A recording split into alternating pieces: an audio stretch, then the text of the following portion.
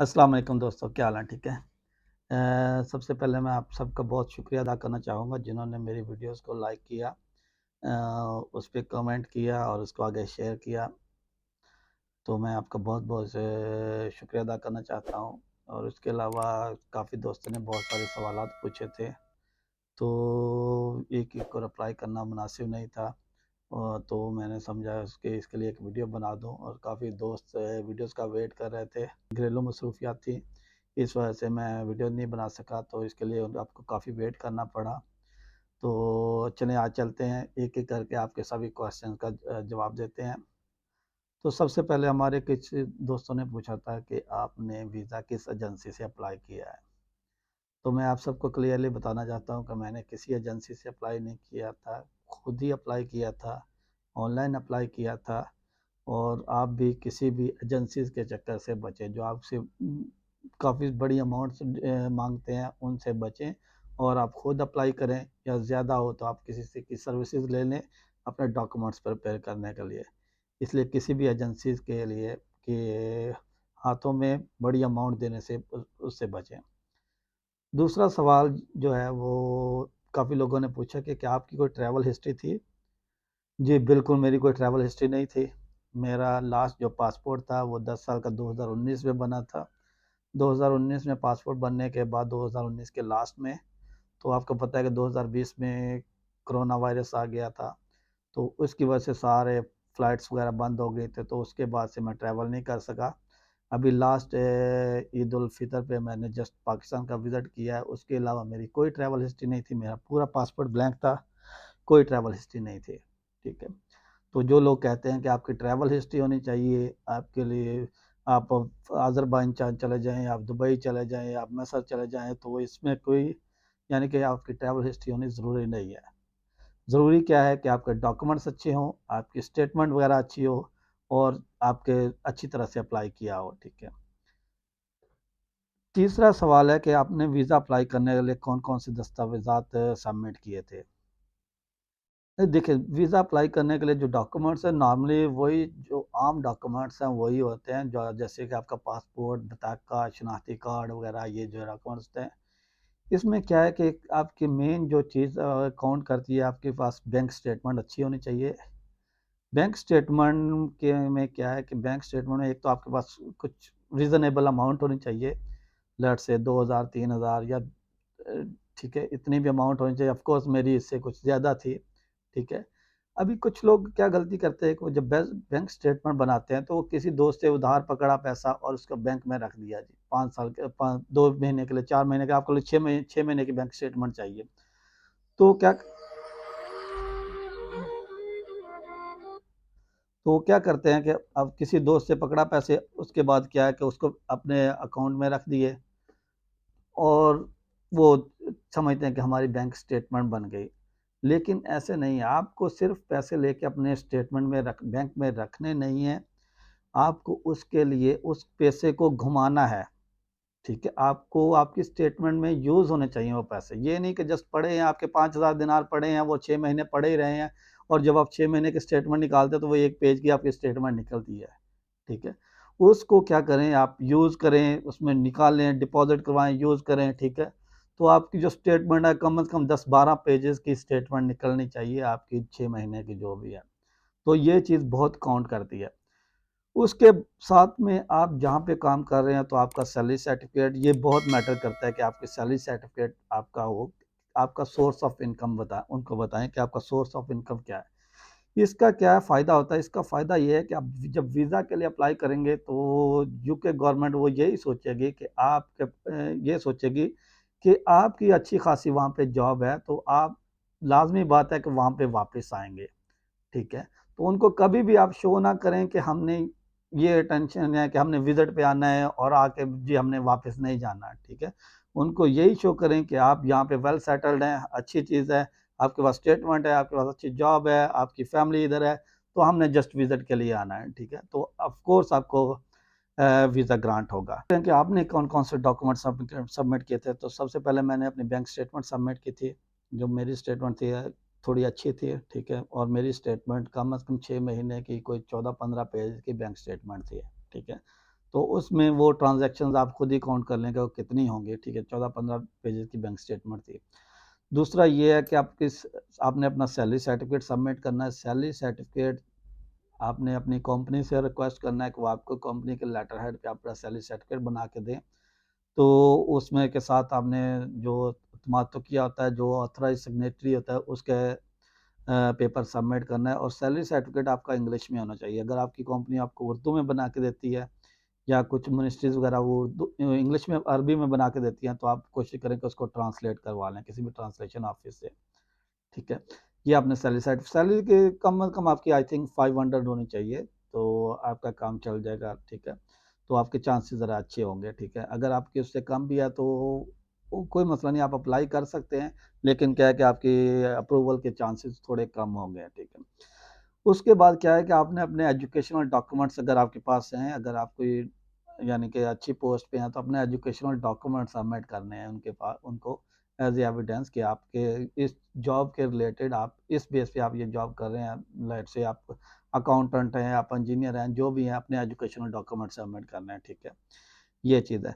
उसके बाद of course आपके पासपोर्ट की कॉपी, आपके आईडी कार्ड्स की कॉपी। आईडी कार्ड में आपने दोनों सबमिट करने हैं, अपने कुवैत का भी और अपना पाकिस्तान का भी, ठीक है। और कोशिश करें कि वो दोनों वैलिड हों, ठीक है।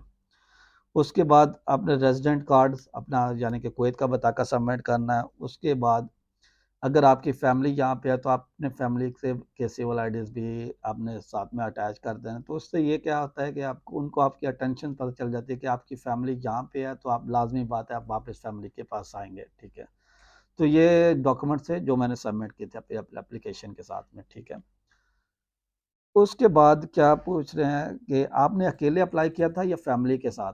जी, ऑफ कोर्स मेरी फैमिली यहाँ पे है, कुवैत में है, लेकिन मैंने अकेले अप्लाई किया था, फैमिली के साथ सबमिट नहीं किया था, मैंने जस्ट अकेले अप्लाई किया था, जस्ट अपने लिए, ठीक है। तो ये कुछ मेरी असेसमेंट थी, ठीक है। तो जिसकी बेस पे मैंने खुद अप्लाई किया सिर्फ अकेले के लिए, ठीक है। क्योंकि ये मेरी कोई असेसमेंट थी कि अगर आप अकेले करेंगे तो आपके चांसेस ज़्यादा हैं, ठीक है। जो भी है, ये मैंने किस बेस पे की थी, ये मैं यानी कि वो कुछ स्टडी किया था, तो इस वजह से, ठीक है। तो मैंने खुद अपने अकेले के लिए अप्लाई किया था और मेरा वीज़ा ग्रांट हो गया। और अभी लोग पूछ रहे हैं एक बहुत ही इम्पोर्टेंट कि आपका खर्चा कितना आया है। खर्चा आपका देखिए, अगर आप किसी एजेंट्स के पास जाते हैं तो आपका खर्चा जो है आपका ऑफ कोर्स वो आपसे काफ़ी ज़्यादा चार्ज करें, कुछ तो हज़ारों में भी चार्ज करते, कुछ यानी कि 500 700 हज़ार तक भी चार्ज करते हैं, जो आपको कहेंगे डन बेसिस पे वीज़ा देंगे। डन बेसिस क्या होता है? डन बेसिस भी कुछ भी नहीं होता, वो भी जस्ट आपके लिए अप्लाई करेंगे, या ये आगे आपकी लग क्या है, लग गया तो ठीक है, ना लगा तो आपकी लग क्या है, ठीक है। लेकिन डन बेसिस का नाम यूज़ करके वो आपसे एक्स्ट्रा पैसे लेंगे, ठीक है। अभी देखिए कोई भी एजेंट का किसी का भी कोई मामा चाचा उधर यूके में नहीं बैठा जहाँ से वीज़ा स्टैंप लग होके आना है, तो जी डन बेस पे जी मेरा मामा उधर है, मेरा चाचा उधर है, वो आपको वीज़ा लगा के दे देगा। ज़्यादा वो क्या करते हैं कि ग्रुप की शक्ल में अप्लाई करते हैं, तो उसमें से अगर वो 10 अप्लाई करते हैं तो 5-6 का लग के आ जाता है, तो वो कहते हैं जी ठीक है, हमारी सक्सेस रेट ये है, ये ठीक है। और उसमें से भी उनका लग के आता है जिनके डॉक्यूमेंट्स वगैरह अच्छे होते हैं, ये ठीक है। बाकी डन बेसिस कुछ नहीं होता है, ठीक है। और खर्चा कितना आया मेरा ये वीज़ा अप्लाई करने पे, और टोटल मेरा जो खर्चा आया है वो खर्चा मेरा आया है, एक मिनट में आपको बताता हूँ। जी, मैंने 6 मंथ का वीज़ा अप्लाई किया था, मल्टीपल एंट्री वीज़ा। तो मेरा इस पे टोटल खर्चा जो है 127 दिन डॉलर आया, यूएस डॉलर्स, ठीक है। 127 यूएस डॉलर, ये आपके तकरीबन बनते हैं 30 ये तकरीबन 35 टू 40 दिनार बनते हैं, ठीक है, कुवैती दिनार।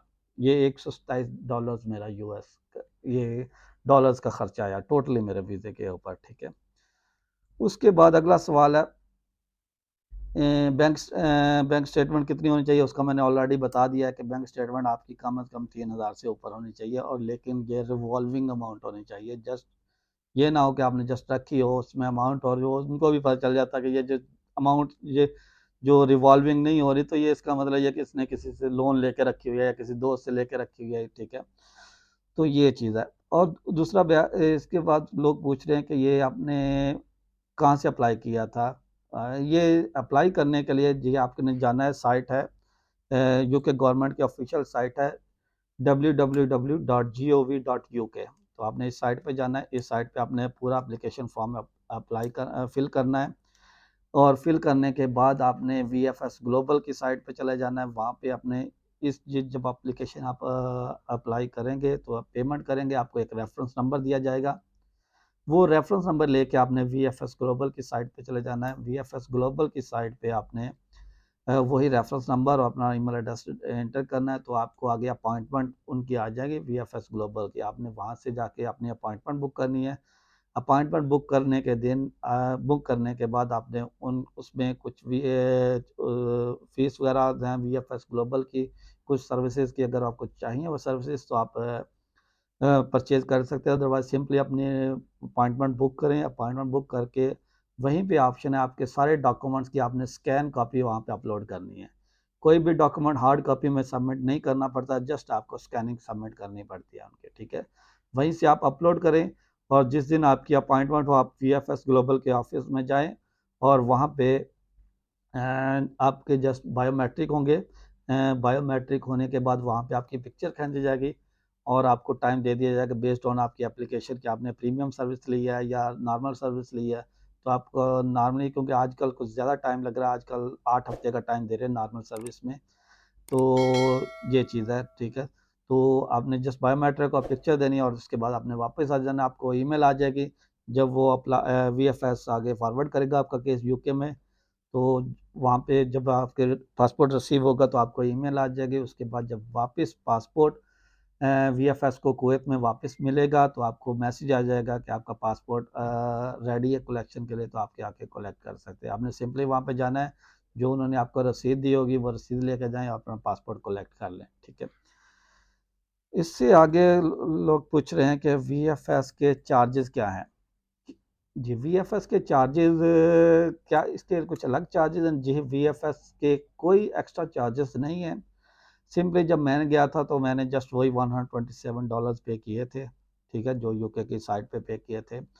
उसके अलावा VFS के कोई चार्जेस नहीं है। उसके अलावा VFS की सर्विसेज है, उसमें मुख्तलिफ सर्विसेज हैं। आपको अर्जेंट बेस पे अपना वीज़ा अप्लाई करना है, नॉर्मल पे प्रीमियम सर्विसेज हैं कुछ, वो अगर उनमें से आपको कुछ सर्विसेज चाहिए, अगर कुछ लोग चाहते हैं कि मैं जी 2 महीने वेट नहीं कर सकता, मैंने अपना पासपोर्ट अपने पास ही रखना है, तो उसके कुछ आपको चार्जेस पे करने पड़ेंगे। आपका पासपोर्ट आपके पास रहेगा, जब आपका वीज़े का डिसीजन आ जाएगा तो फिर आप जाके वहाँ पे पासपोर्ट देंगे। तो ये नहीं कि आपका 2 महीने पासपोर्ट स्टक रहेगा। ये उन लोगों के लिए जो फ्रीक्वेंट ट्रैवलर्स हैं, जो यानी कि अक्सर औकात सफ़र करते रहते हैं, उनके लिए ये सर्विस है। तो अगर आपको कुछ भी सर्विस चाहिए, जस्ट जब मैं गया था तो मैंने जस्ट वहाँ पे 250 फ़िल्स पे किए थे VFS ग्लोबल में, जो उनके SMS चार्जेस हैं। उसका क्या फ़ायदा होता है कि जब आपको कोई भी आपकी मूवमेंट होती है आपके वीज़ा के रिलेटेड, तो आपको मैसेज ईमेल के साथ-साथ मैसेज भी आ जाता है। क्योंकि हमारे लोगों के पास अक्सर के पास ईमेल की इतनी एक्सेस नहीं है, ठीक है? तो उनको ये SMS भी आ जाएगा। तो मैंने जस्ट वहाँ पे 250 फ़िल्स पे किए थे VFS ग्लोबल को और उसके अलावा कोई चार्जेस पे नहीं किए थे। अगला क्वेश्चन है कि वीज़ा अप्लाई करने के वक़्त कुछ इंटरव्यू भी होता है? जी, बिल्कुल कोई इंटरव्यू नहीं होता है। यूके वीज़ा अप्लाई करने के लिए कोई इंटरव्यू नहीं होता। जस्ट आपको वहाँ पे VFS ग्लोबल में जाना है। वो आपके डॉक्यूमेंट्स आपने ऑलरेडी अपलोड किए होंगे, वो जस्ट आपके बायोमेट्रिक लेंगे और आपकी तस्वीर खींचेंगे और आपको रसीद दे देंगे। उसके अलावा कोई आपसे एक सवाल नहीं करेंगे, आपने क्यों जाना है, कब आना है, वो आपसे कोई क्वेश्चन नहीं करेंगे, ठीक है। उसके बाद है कि ये बहुत इम्पोर्टेंट क्वेश्चन है कि लोगों ने पूछा कि क्या यूके वीज़ा के लिए इंश्योरेंस, होटल बुकिंग और टिकट वगैरह होना ज़रूरी है?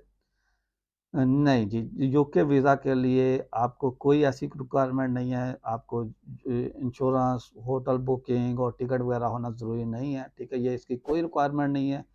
सिंपली आपने अप्लाई करना है, आपका वीज़ा आ जाए तो जब आप जाएँगे तो आप सिंपली अपना टिकट बुक करें और आप जा सकते हैं। होटल बुकिंग अगर वहाँ पे अपने होटल में रहना है तो होटल बुकिंग करें। अगर आपका कोई रिलेटिव है तो वो आप रिलेटिव के पास भी रह सकते हैं। उसके लिए आपको उनको प्रूफ़ देना पड़ेगा कि आपने इस एड्रेस पे अपने इस रिलेटिव के साथ रहना है, ठीक है? ये चीज़ है, इसके लिए कोई इंश्योरेंस, कोई टिकट वगैरह की ज़रूरत नहीं है, ठीक है? वीज़ा अप्लाई करने के वक़्त। ठीक है, उसके बाद क्या है कि कुछ लोग पूछ रहे हैं कि हम अप्लाई करना चाहते हैं, क्या आप हम हमारे लिए अप्लाई कर सकते हैं?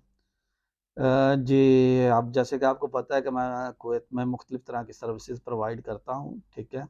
पाकिस्तानी कम्युनिटी के लिए, तो ऑफ़ कोर्स मैं आपके लिए अप्लाई कर सकता हूँ, लेकिन ऑफ़ कोर्स हम अपने सर्विस चार्जेस आपसे लेंगे, ठीक है? अगर कोई भाई अप्लाई करना चाहता है, तो ऑफ़ कोर्स हम अपने सर्विस चार्जेस लेके आपके लिए अप्लाई कर सकते हैं, ठीक है?